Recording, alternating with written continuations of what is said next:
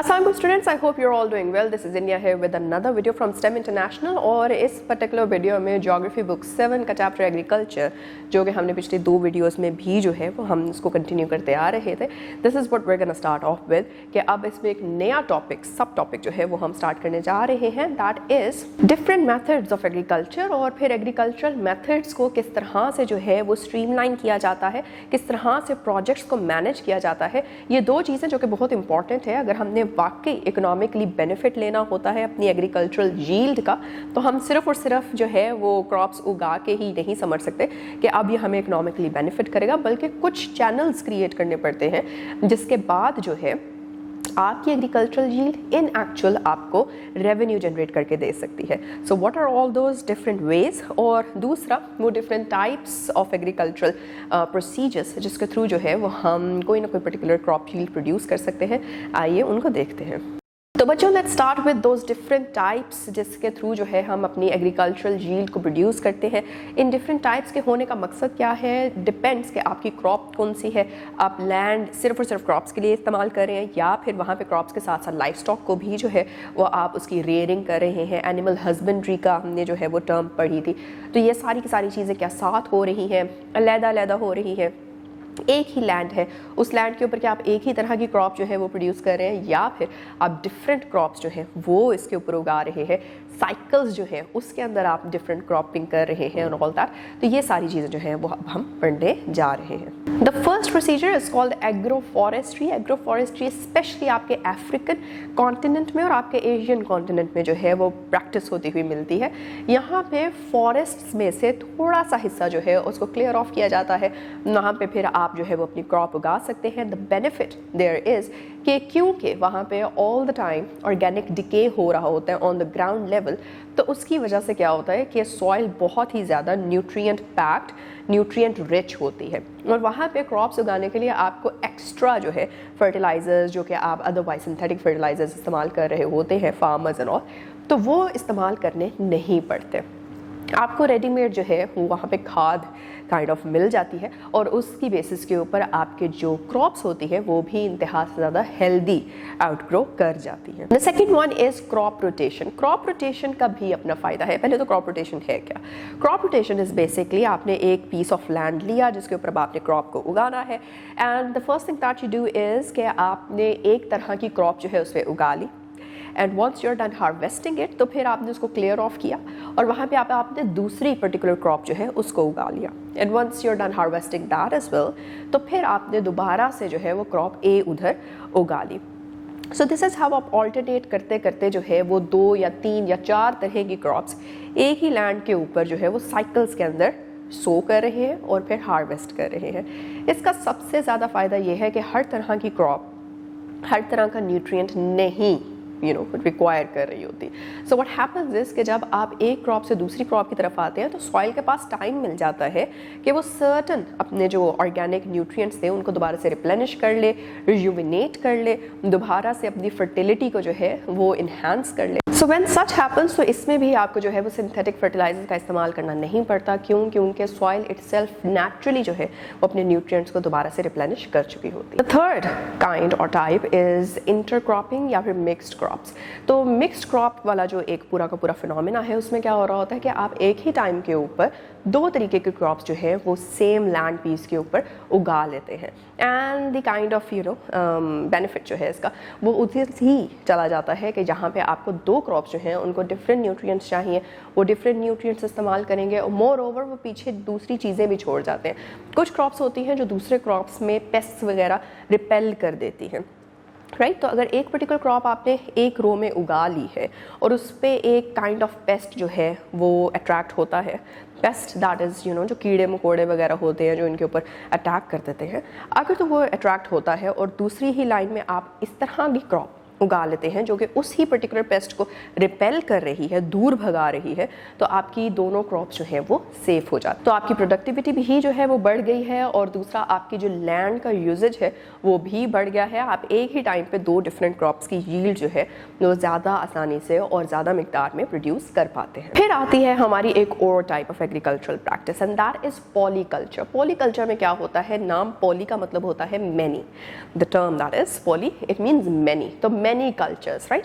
तो कल्टीवेशन जो है क्रॉप्स की, वो आप ढेर सारी क्रॉप्स को एक ही टाइम पे एक ही लैंड पे उगा लेते हैं। इससे क्या होता है कि इससे अगेन एक तो सारों की न्यूट्रिएंट रिक्वायरमेंट्स जो हैं वो डिफरेंट हैं, फिर वो एक दूसरे को सम टाइप ऑफ बेनिफिट दे देते हैं, जिस तरह के पेस्ट रिपल्जन है या फिर कुछ इस तरह के न्यूट्रिएंट्स जो हैं या रिएक्शंस जो हैं सॉइल में, वो कुछ क्रॉप्स इस तरह की कर रही होती हैं कि उन रिएक्शंस के कॉन्सिक्वेंस में जो केमिकल्स प्रोड्यूस हो रहे होंगे आपकी सॉइल के अंदर, वो दूसरी क्रॉप्स इस्तेमाल कर सकती हैं और उनको जो है वो काइंड ऑफ बेनिफिट जो है कंसिडरेट किस्म का वो हो सकता है। So this is how different crops when they are cultivated on a single piece of land, तो वो सॉइल की फर्टिलिटी को भी इन्हांस करने में मदद देती है। और दूसरी चीज़ सॉइल इरोजन, जो कि is one of the biggest reasons जिसकी वजह से सॉइल की फर्टिलिटी और सॉइल की अपनी हेल्थ जो है वो ख़त्म हो जाती है या डिप्लीट हो जाती है, उसको भी ये रोक लेती है। फिर आ जाता है हमारा last type, that is monoculture. Mono मतलब वन,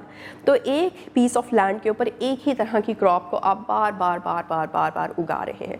अब उस पर्टिकुलर क्रॉप की जो न्यूट्रिएंट रिक्वायरमेंट्स हैं वो तो नहीं बदल रही ओवर टाइम, सॉइल के पास भी एक लिमिटेड न्यूट्रिएंट रिजर्व है, और वो फॉर एग्जांपल अगर नाइट्रोजन इस्तेमाल हो रहा है तो नाइट्रोजन की कोई पर्टिकुलर मिकदार होगी ना सॉइल के अंदर, उससे ज़्यादा तो नहीं हो सकती अनलेस एंड अनटिल उसको टाइम दिया जाए कि वो दोबारा से अपने अंदर जो है वो नाइट्रोजन को रिप्लेनिश कर ले इन some particular way.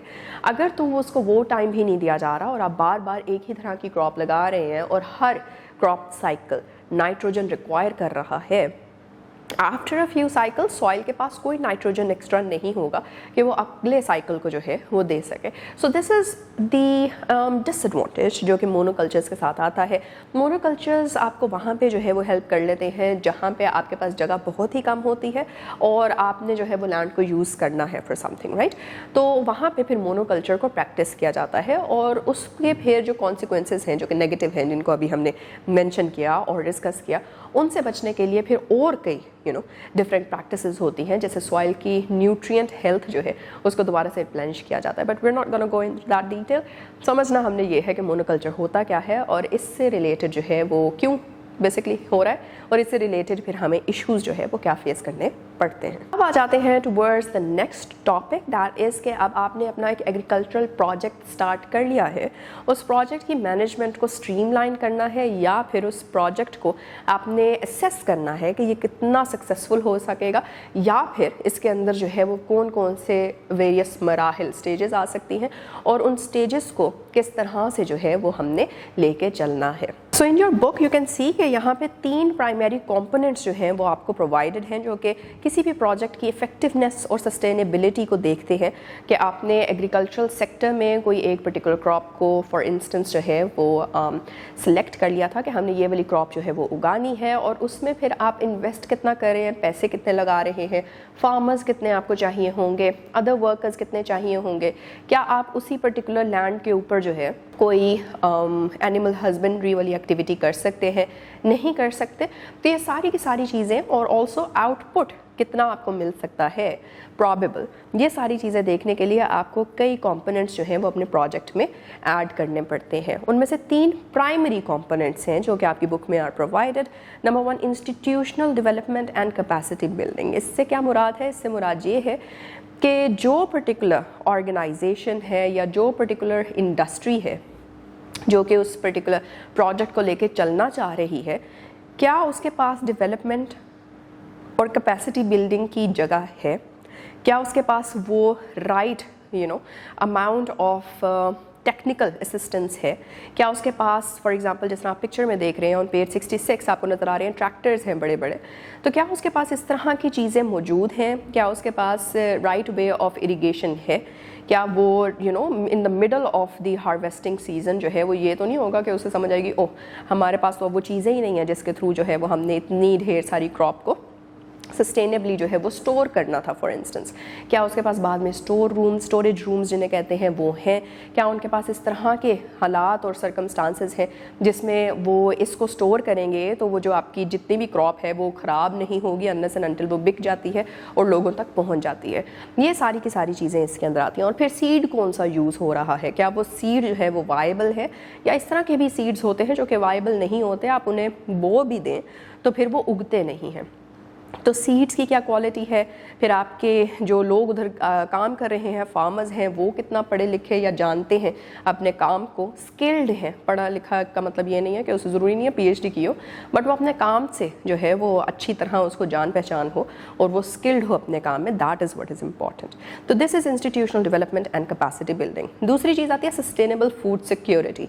That is again ये बात स्टोरिंग वाले एस्पेक्ट से रिलेट कर जाती है कि क्या आप इस तरह की क्रॉप जो है उसमें इन्वेस्ट कर रहे हैं जो कि आपकी फूड सिक्योरिटी को जो है वो इंश्योर करे, या फिर आप इस तरह की कोई क्रॉप उगा लेते हैं। फॉर एग्जांपल आप ब्लूबेरीज उगा लेते हैं, कितने लोग हैं जो दिन में ब्लूबेरीज खाते हैं, या फिर आपकी रोज़ की रिक्वायरमेंट ब्लूबेरीज हो, ऐसा नहीं है। तो रोज़ की रिक्वायरमेंट क्या है, कौन सी चीज़ की डिमांड ज़्यादा है, कौन सी चीज़ है जो कि लोग रोज़ खाएंगे तो उनके एनर्जी लेवल्स जो हैं या फिर उनकी जो फूड रिक्वायरमेंट है, न्यूट्रिएंट रिक्वायरमेंट है, वो पूरी होती होगी। तो उसको मद्देनज़र रखते हुए आपने इस सस्टेनेबिलिटी के एस्पेक्ट को जो है वो इंश्योर रखना होता है। तीसरी और आखिरी primary component of any particular project जो कि एग्रीकल्चरल हो, उसमें प्रोजेक्ट कोऑर्डिनेशन आती है। प्रोजेक्ट कोऑर्डिनेशन का क्या मतलब होता है? प्रोजेक्ट कोऑर्डिनेशन ये है कि ऑफ कोर्स बीज के बोने से लेके हार्वेस्टिंग पीरियड, हार्वेस्टिंग के बाद स्टोरेज पीरियड, स्टोरेज के बाद जो है उसको डिफरेंट थर्ड पार्टीज़ को बेचना, दुकानों तक पहुंचाना ताकि वो आगे लोगों तक पहुंच जाए। तो ये सारे के सारे एस्पेक्ट्स जो हैं वो डिफरेंट लोग उसको देख रहे होते हैं, मैनेज कर रहे होते हैं। तो जब तक ये सारी स्टेजेस के बीच में कम्युनिकेशन, हेल्दी कम्युनिकेशन नहीं होगा, तब तक जो है वो ये प्रोजेक्ट अच्छे से कोऑर्डिनेट नहीं हो पाएगा। अब वो चाहे कोऑर्डिनेशन वर्कर्स के दरमियान में हो, या फिर कोऑर्डिनेशन एक मैनेजर और एम्प्लॉयज़ के दरमियान में हो, या फिर जो कोऑर्डिनेशन है दैट इज़ थर्ड पार्टी या मिडल मैन जो बीच में थे, जो कि ख़रीदते हैं और फिर आगे डिफरेंट जगहों पे बेचते हैं, या फिर एक्सपोर्ट के लिए जो है वो आगे बेचते हैं। तो इन सारों के बीच में कोऑर्डिनेशन होना, सो दैट जो एंड के ऊपर रिक्वायरमेंट चाहिए उतनी ही प्रोडक्ट बन रही है या उससे ज़्यादा प्रोडक्ट बन रही है, क्योंकि बीच में कोई ना कोई लॉस भी हो सकता है। तो इन सारी चीज़ों को इंश्योर करने के लिए और स्मूथली लेके चलने के लिए प्रोजेक्ट में coordination is very much important. फिर हमने मेंशन किया था इस सारे के अंदर कि टेक्नोलॉजिकल या फिर जो आपकी टेक्निकल एक्सपर्टीज़ है वो बहुत ही ज़्यादा इंपॉर्टेंट है। आप इसमें ट्रैक्टर्स यूज़ कर रहे होंगे, आप इसमें और बहुत सी मशीनरी यूज़ कर रहे होंगे। वो सारी मशीनरी को किस तरह से लेके चलना है, या जो भी एडवांसमेंट्स आती हैं, ज़रूरी तो नहीं है कि एक आम इंसान उसको समझ ले या फिर हर इंसान जो है वो उसको अच्छे से एग्जीक्यूट कर जाए, so that is not important. तो उसको इंश्योर करने के ढेर सारे तरीके हैं। 3 तरीके हैं जो कि आपकी बुक में भी प्रोवाइडेड हैं और उन्हीं को हम आज डिस्कस करने जा रहे हैं। The first one is lead farmer approach. Lead मतलब लीडर, फार्मर जो कि आपका फार्मर है, और अप्रोच इज़ कि ये पर्टिकुलर एस्पेक्ट हम देखने जा रहे हैं। सो लीड फार्मर अप्रोच इज़ कि जो टॉप पे आपका फार्मर है या फिर ऐसा कोई फार्मर जो कि रिसेप्टिव है, उसके पास कैपेसिटी है कि वो चीज़ों को जो है वो जल्दी सीख लेता है, या फिर वो कोऑर्डिनेट कर रहा है, कोऑपरेटिव है, और वो चीज़ों को सीख के एक्सेप्ट करके the new things that are, और फिर उनको अप्लाई करना जो है उसको सीखने के लिए ही इज़ विलिंग।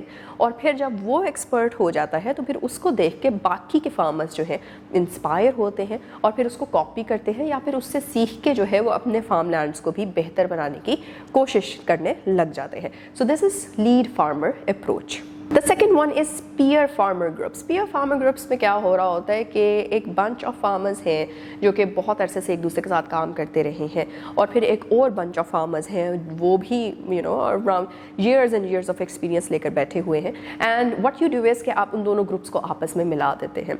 तो इस पर्टिकुलर ग्रुप के पास भी कोई एक्सपर्टीज़ होगी, इस पर्टिकुलर ग्रुप के पास भी कोई नई नॉलेज, नई इन्फॉर्मेशन होगी। जिस तरह कि आप कि अगर क्लास में ग्रुप्स बना दिए जाएँ और एक पर्टिकुलर टास्क आपको दे दी जाए, तो हर ग्रुप जो है हो सकता है कोई एक यूनिक पॉइंट लेके आ जाए, राइट। तो इसी तरह से यूनिकनेस इस पर्टिकुलर ग्रुप की और यूनिकनेस इस पर्टिकुलर ग्रुप की आपस में मिल सकती है, और बेहतर innovative solutions to whatever problem जो कि एग्रीकल्चरल प्रोजेक्ट में आपके सामने आता है उसका निकाला जा सकता है। So this is one other way जिससे जो है वो एग्रीकल्चरल टेक्नोलॉजीज़ और उसकी इम्प्लीमेंटेशन और उसका right way of applying and execution जो है उसको इंश्योर किया जा सकता है। And the last is extension worker engagement.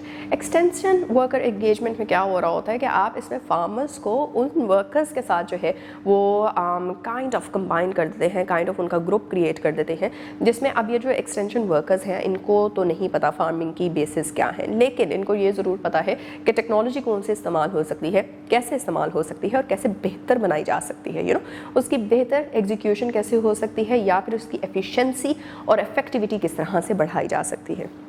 While when we come towards the farmers, तो उसकी बेसिक स्किल्स जो है वो उसको एक काइंड ऑफ एज देती हैं कि वो बेहतर तरीके से सोच सकता है और समझ सकता है कि कौन सी पर्टिकुलर क्रॉप कब कैसे और क्यों।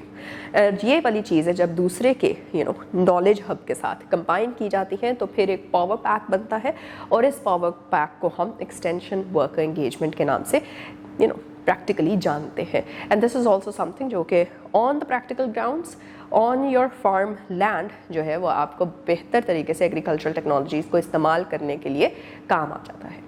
तो बच्चों हमने यहाँ पे जो है वो दो चीज़ें बहुत ही इंपॉर्टेंट, बहुत ही मेन और बहुत ही basic as well as advanced in some matter जो है वो डिस्कस की। द फर्स्ट वन वाज कि एग्रीकल्चर प्रैक्टिसेस की वेरियस टाइप्स क्या हैं, क्यों ये वेरियस टाइप्स जो हैं वो सामने हमारे आ रही हैं, इनके बेनिफिट्स क्या हैं, डिसएडवांटेजेस क्या हैं, एंड मोर ओवर इनको कहाँ पे कब यूज़ किया जा सकता है उसकी थोड़ी सी समझ जो है वो हमने बना ली है। And the second thing that we did was कि प्रोजेक्ट को ओवरऑल किस तरह से लेके चलना है, उसकी कोऑर्डिनेशन कितनी इंपॉर्टेंट होती है, उसकी वेरियस स्टेजेस हैं, उन स्टेजेस को किस तरह से जो है वो मैनेज करते हैं, क्या क्या वेरियस उसके अंदर जो है वो आपको चैलेंजेस आ सकते हैं, और उन चैलेंजेस को मीट करने के लिए या फिर उनको डील करने के लिए आपके पास वेरियस अप्रोचेस हैं, जिसमें हमने lead farmer approach for instance जो है वो पढ़ी।